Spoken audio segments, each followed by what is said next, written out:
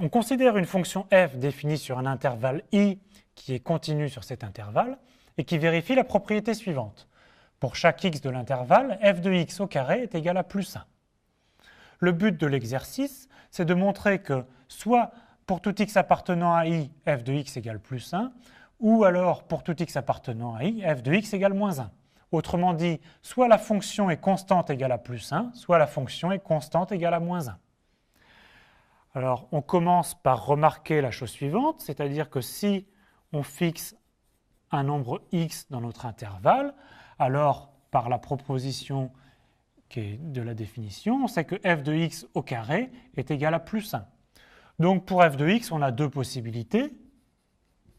Soit f de x est égal à plus 1, ou alors f de x est égal à moins 1. Mais ceci ne résout pas du tout notre problème. On a montré que f de x prend la valeur soit plus 1, soit moins 1, mais on n'a pas montré que f de x était constante égale à plus 1, ou bien f de x constante égale à moins 1. Alors, maintenant, on va raisonner par l'absurde. On va supposer que notre conclusion est fausse.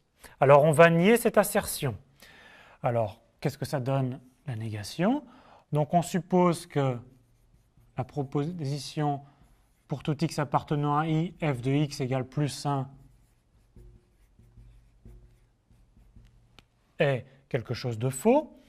Et la négation de ou, c'est donc un et on suppose aussi que pour tout x appartenant à i, f de x égale moins 1, c'est aussi une assertion fausse. Qu'est-ce que ça nous donne? Qu'est-ce que ça veut dire pour tout x appartenant à i, f de x égale plus 1 est une assertion fausse?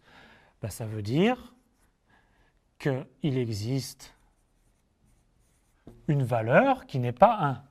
Donc il existe x1 appartenant à i tel que f de x1 n'est pas la valeur plus 1. Mais si ce n'est pas la valeur plus 1, ben nécessairement c'est la valeur moins 1.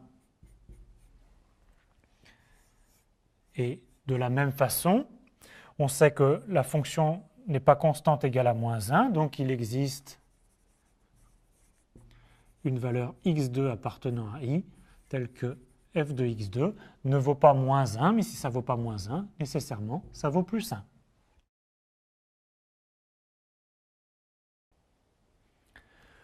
On a donc trouvé x1 et x2 dans notre intervalle i, tel que f de x1 est égal à moins 1 et f de x2 est égal à plus 1. C'est ce qu'on vient de faire. Maintenant, on sait que f est continu sur notre intervalle i, et donc, par le théorème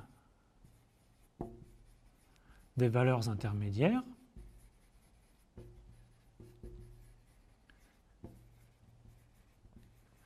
on sait que toute valeur prise entre moins 1 et plus 1 est atteinte.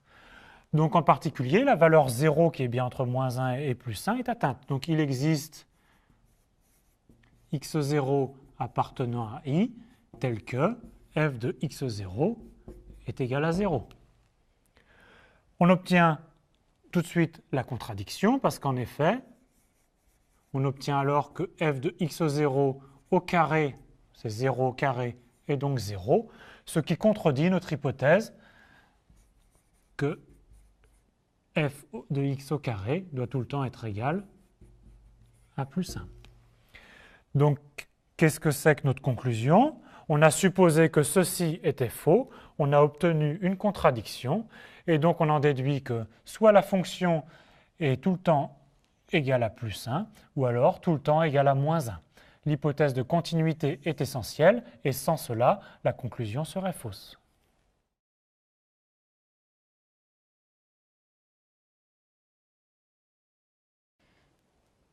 Dans cet exercice, on a utilisé la version suivante du théorème des valeurs intermédiaires.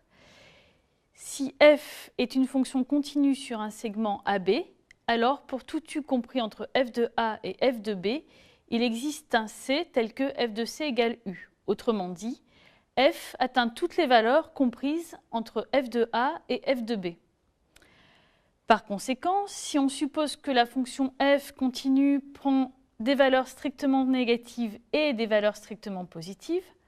Donc, par exemple, ici sur le dessin, f atteint les deux valeurs marquées, une strictement positive, une strictement négative. Alors, puisque f est continu, le graphe de f entre ces deux points doit être tracé sans lever le crayon. Et si on cherche à relier les deux points sans lever le crayon, nécessairement, on doit traverser l'axe des x, ce qui donne un petit c tel que f de c égale 0.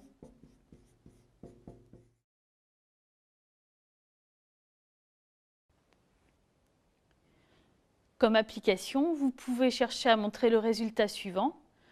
Tout polynôme à coefficient réel de degré impair possède au moins une racine réelle. Indication, vous pouvez regarder ce qui se passe en moins l'infini et plus l'infini, de façon à trouver un petit c tel que p de c égale 0.